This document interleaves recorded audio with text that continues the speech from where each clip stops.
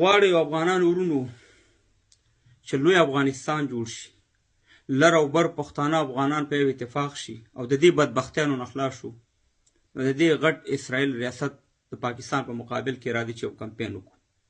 راځي چې دغه ډورنلینډ یا دا صفر نقطه چې زموږ د افغانستان یو حصه ده، راځي چې په اروپا او په نور خارجي هېوادونو کې مظاهرې وکړو.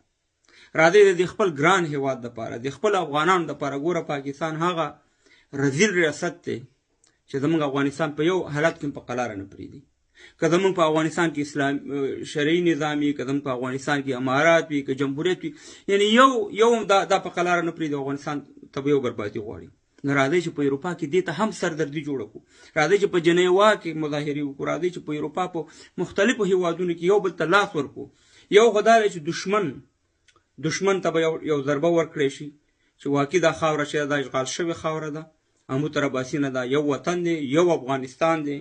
د افغانیت او د نه افغانیت معلومات به مو شي. او بل دا دی چې موږ د پی ټي ایم دپاره مظاهرې کوو، بیم کوو، چې د هغې دپاره په جنیوا کې خبرې کوو، د هغې دپاره په اروپا په مختلفو هېوادونو کې مظاهرې کوو. آیا د خپل د لوی افغانستان دپاره یې نشو کولی؟ هم زموږ ورونه دي. تر څو پورې چې لوی افغانستان جوړ شوی نه وي، نه پی ټي ایم ښکته افغانان پښتانه په ارام کېدی شي او نه پورته. نو راځئ په دې کمپین کې ما سره شامل شئ. راځئ دغه څومره کومینټیانې چې هستې په اروپا کې په دغه باندې پروګرامونه جوړ کړئ، مظاهرې جوړې کړئ. هر ځای ته راځئ چې کوم ځای کې د افغانستان د لوی افغانستان دپاره د دې کرغړنې کرښې دپاره مظاهره کېده.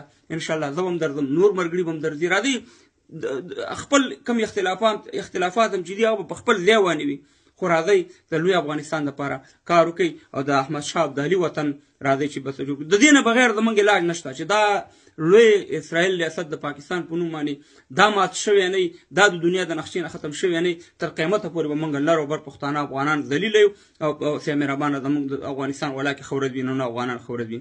راځئ اتفاق اتحاد وکړئ او راځئ چې په جنیوا کې یو ملت ټیم وي. ما په جمهوریت کې هم دا چغې ډېرې وویلې چې راځئ یو ورځ تاسې یو بیان ورکړئ، موږ د سره مظاهرې کوو. بدبختانه کار چا ونه کړو. خو راځئ اوس موقع ده چې ټول افغانان په اتفاق اتحاد شو او د خپلې دغه اشغال شوې خاوره چې پنجاب پې قبضه کړې پاکستان 15 کاله کېږي، دا بېرته راوګرځو او د لوی افغانستان حصه یې وګرځو.